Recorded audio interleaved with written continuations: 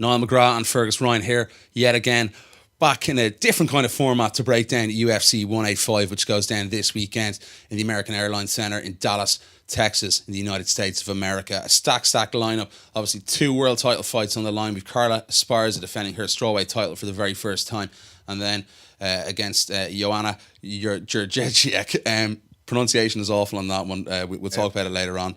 We've had a big debate off air about this, but also Anthony Pettis defending his lightweight title against Rafael dos Anjos in the main event of the evening. So, hugely looking forward to this one, Gus.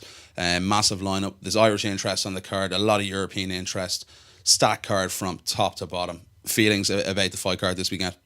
Yeah, it's great. It's actually one of the best cards we've had in a couple of weeks, or a good few weeks.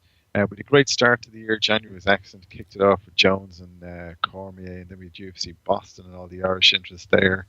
And then February just seemed to be just one big drug bust. That's sort of the story that dominated the headlines there. So it's great to be able to kind of get stuck into a card that's, like you say, top to bottom, lots of good stories, lots of good, interesting fights. So it's good to be able to get stuck into something like this. Definitely 100% agree. And a guy who, we've both talked, I know this during this week. I've had him on my podcast yesterday. You would have chatted with him today from Dallas, Texas. He's over there preparing ahead of his fight. It's Joseph Duffy, a guy who's beaten Conor McGregor in the past in Norman Park. We know that. 5 years ago, it's a long time in mixed martial arts. Both guys have come on leaps and bounds. All 3 guys have come on leaps and bounds from then, and very much different fighters. But a guy who's really, grasped this opportunity. We saw his performances against Damian Lapsless and against Julian Basuch, that wonderful, wonderful knee. He's a guy who had a stint in pro boxing. He went 6-0, I believe, in pro boxing. And now that he's got the call from the big show, he's been training at TriStar Gym with the likes of Rory McDonald, John McDessie, GSP. I know has been floating around the gyms. I spoke to him yesterday. A really sensible move from Joe, and a fight against a guy in Jake Lindsay that the UFC, it looks like they're sort of thrown him to the wolves here because he's lost his last 2 on the bounce, and there's a lot of media expectation on Joseph Duffy, and we know how good he is from obviously seeing him over the last number of years here in Ireland. Feelings on Joe Duffy as he's progressed through his career and about this fight? For starters, Joe Duffy is a natural-born fighter. He started his martial arts career at 5, I think, with Taekwondo. He has a black belt in the traditional jiu-jitsu, Japanese jiu-jitsu. He's pro box. I think it was 7-0. He got out to pro boxing, and he's a very well-rounded mixed martial artist. He deserves to be in the UFC, and not just because he beat Conor. 100%, yeah. No disrespect to those fights or the results, but I don't think they mean anything to those guys' careers anymore, because, like you say, It was over 5 years ago. Look how much Norman and Conor, probably Conor in particular, have developed and learned since then. Look at the path that Joe Duffy's taken. Like he got his title shot. Unfortunately, he dropped it. He had a broken hand. He took up boxing, went 7-0, nearly left the sport of MMA entirely just to take up civilian life.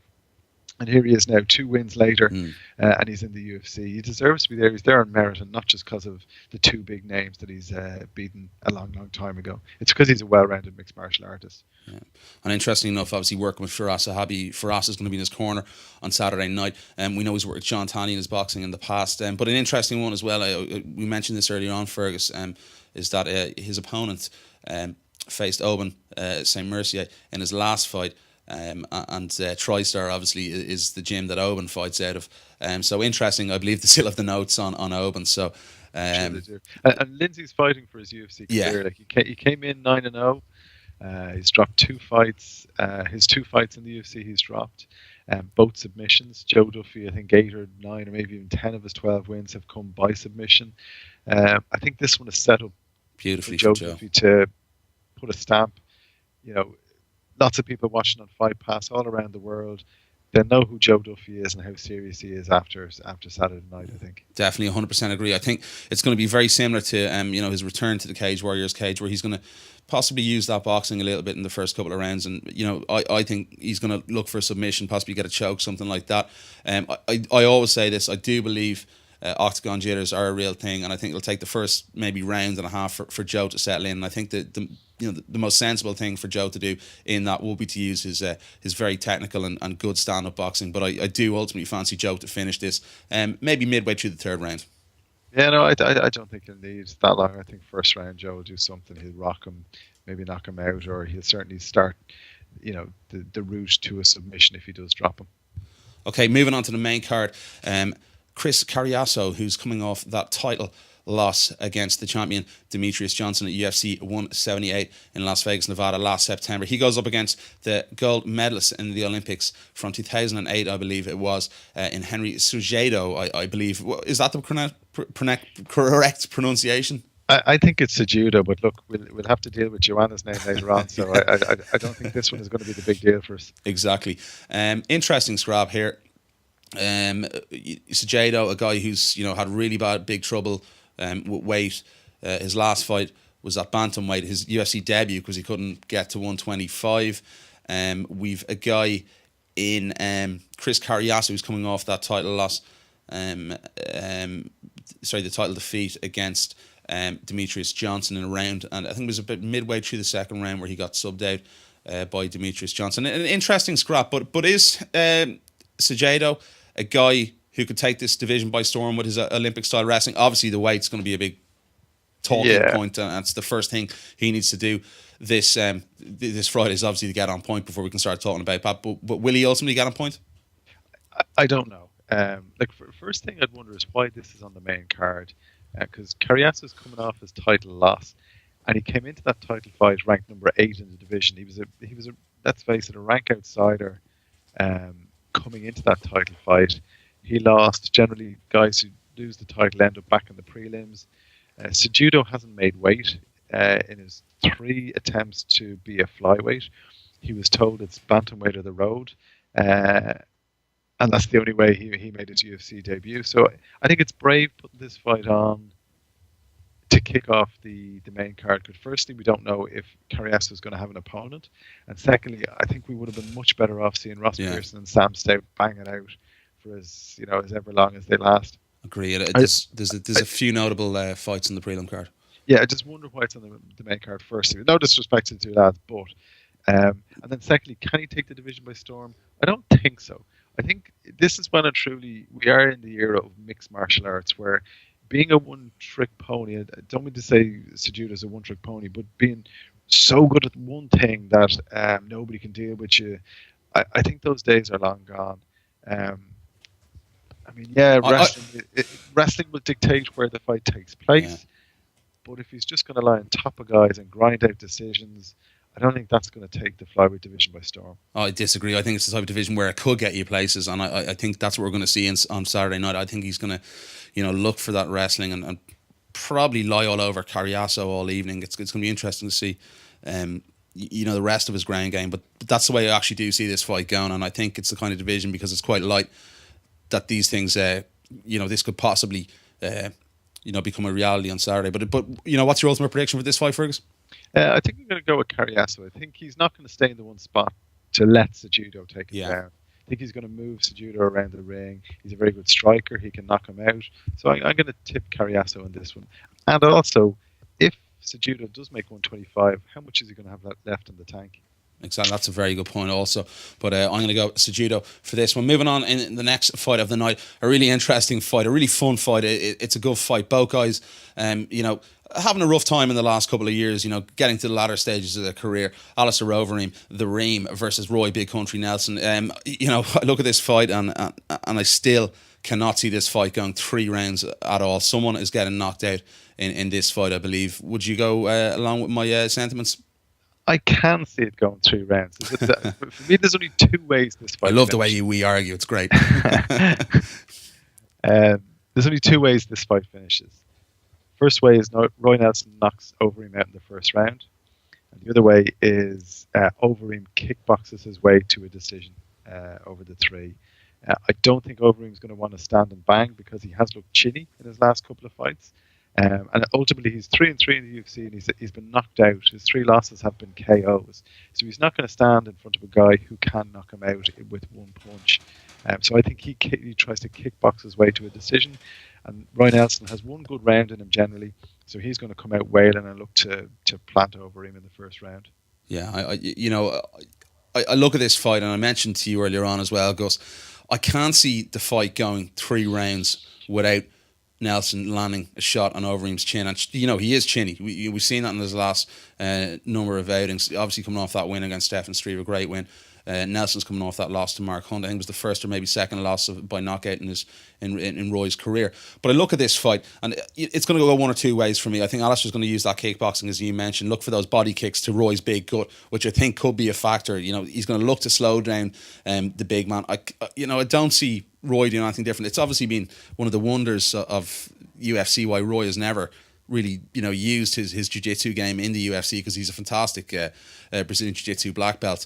But I just can't see this fight going with Roy, not landing at least, one or two heavy shots to the ream. And I think when he does, I think it's a light save for the ream. I'm going to go with Roy Nelson to win this within 3 rounds. I'm going to be looking at the second round. Yeah, I'm gonna say Overeem is going to kickbox his way to a decision. I don't think he stands in front of Roy Nelson long enough for Roy to get one out. We'll agree to disagree on that one again. Moving on to my potential. It goes one way or the other. I sort of changed my mind, between this fight and the co-main event all week. I look at this fight and I go, it's either going to be an absolute barn burner or it could be a pretty stale fight. I believe it's going to go one way or the other. Matt's going to want to trade, obviously, and not take this fight to deck. And in fairness, he does have an underrated ground game when he's on his back. He's actually pretty decent, pretty handy off his back, Matt Brown. But I'm going to look for Johnny to, I'm not sure what we're going to get from Johnny. If we do get a standing war, it's going to be an absolutely cracking scrap. But I think Johnny's going to, look for that, wrestling, possibly do what he did against Robbie Lawler, go up against the cage, grind it out. It's a tough one to call. I think he's going to want to neutralise Matt Brown's stand-up. And I think that's how he does it, really. And I'm going to edge toward a Johnny Hendricks decision victory in this one. But it could go the other way. We could get, the old Johnny Hendricks we saw against Martin Kampmann, that amazing pair. And I think it was Jake Ellenberger before that. We could get that fight. And it could be that Eric Silva, Matt Brown fight part 2. But I'm leaning towards the more boring side of a potential to be fight of the night also. Yeah, I hope it's like the Silva Brown fight. I hope it is exciting. I hope Hendrick comes out and excuse me, looks to trade with Brown, wants to get involved. I hope he doesn't try and overthink the fight and cast his mind back to the 2 title fights where he seemed to be getting the goods in Lawler when he went for his single leg takedowns and just held Lawler down, or pushed him up against the fence and held him there for 30 seconds to a minute and didn't really do anything. So hopefully we see the Johnny Hendricks that you mentioned, the Ellenberger, Martin Kampmann knockouts, where he's literally leaping across the octagon to floor guys, and not the guy we saw trying to wrestle his way to a win against Lawler. The thing that worries me in this fight as well also is there's actually a lot at stake for both guys in this fight. I believe the winner of this will get a title shot. They deserve a title shot. I believe that Johnny Hendricks, if you follow me on Twitter, you'll know my feelings about that fight against Robbie Lawler. I thought he won it 3 rounds to 2. I believe he could have done more. The weight cut's going to come into play in this one. He's looked a lot trimmer. He's obviously part of the company with Mike Dolce. But the reason why I'm picking Johnny to win in the style that I am is because of what's on the line. Johnny, in my opinion, he was supposed to get that rematch. Didn't. Rory McDonald's getting it now. But I think it could be neutralised out, and it could, sparkle out because of the fact that there is so much. And if Matt Brown wins, he's going to get a title shot as well. Mark my words, I guarantee you. Yeah, I think we may have found a ceiling for Brown at this level. I agree. Because we saw Hendricks and Lawler, whatever way the result went, or however way you think the result went, 2 very close fights with Robbie Lawler and Hendricks. Robbie Lawler made Brown look ordinary the time he beat him.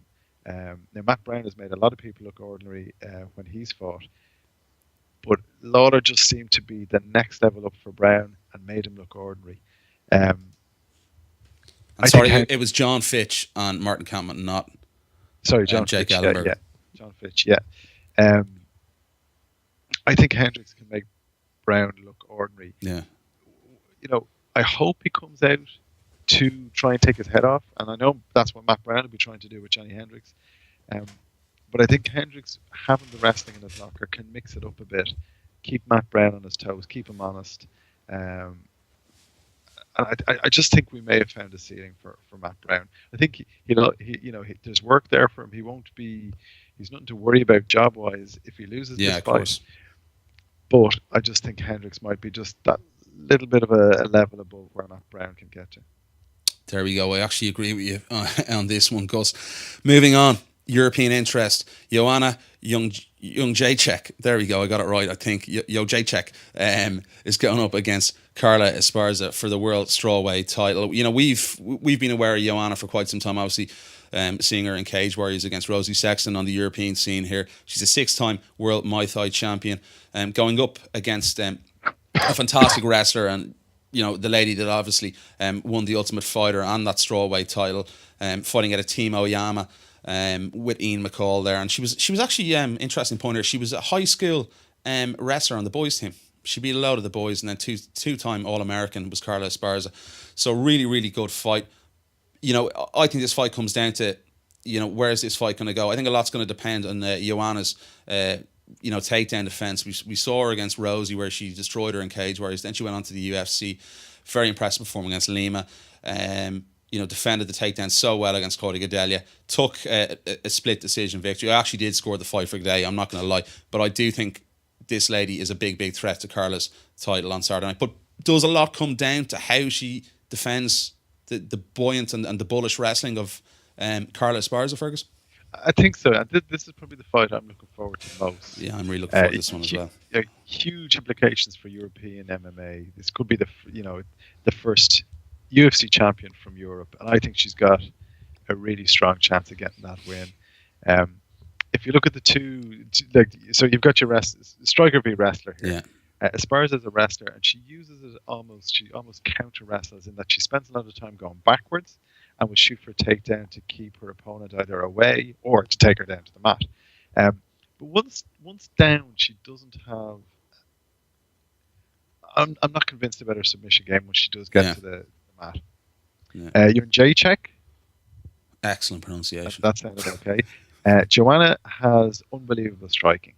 So Esparza is going to be on the back foot again. She's not going to want to stand and trade with Joanna. If Joanna can stuff the takedowns consistently and lands then her big left hook, I think it is.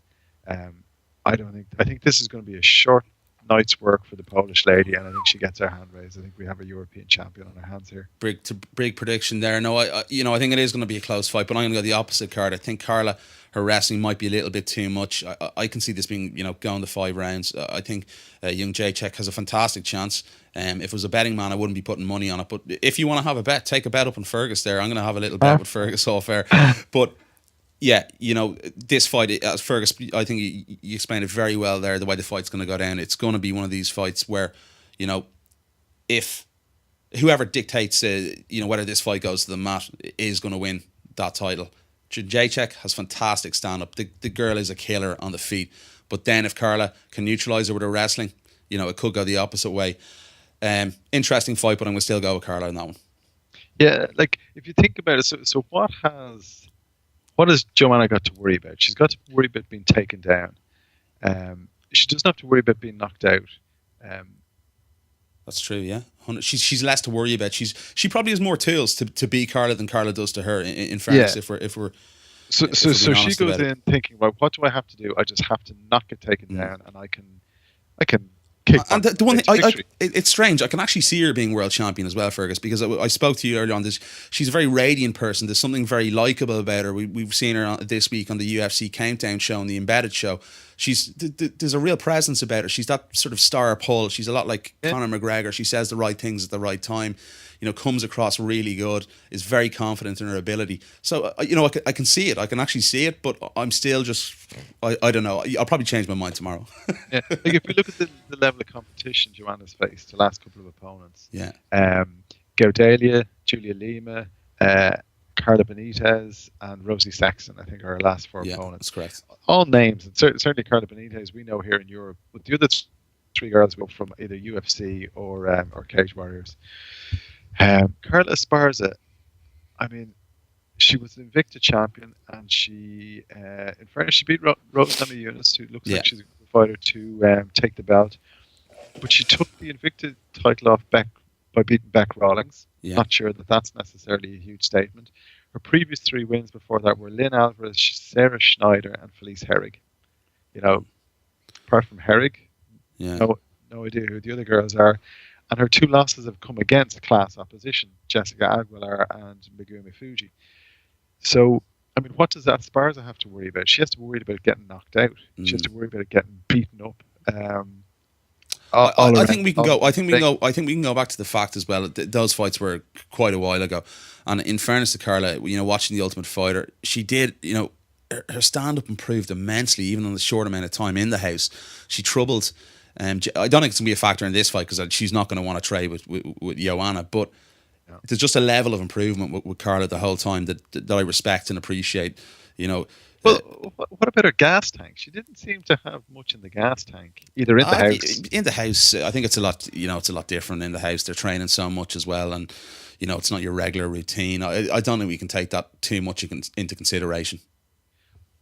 Well, if you're locked in a house and all you're supposed to do is train twice a day, and you still don't have gas for 10 minutes, they have to fight as well. What, 3-4 times? True. Listen, true. We'll agree to disagree and get off it. So you're going with young Jacek. New champion. Absolutely. New. I think this is a great night for European MMA. I think she will be the first European champion. When she gets the job done early, we won't need 25 minutes for this. Come on, Joanna, but I'm going with Carla.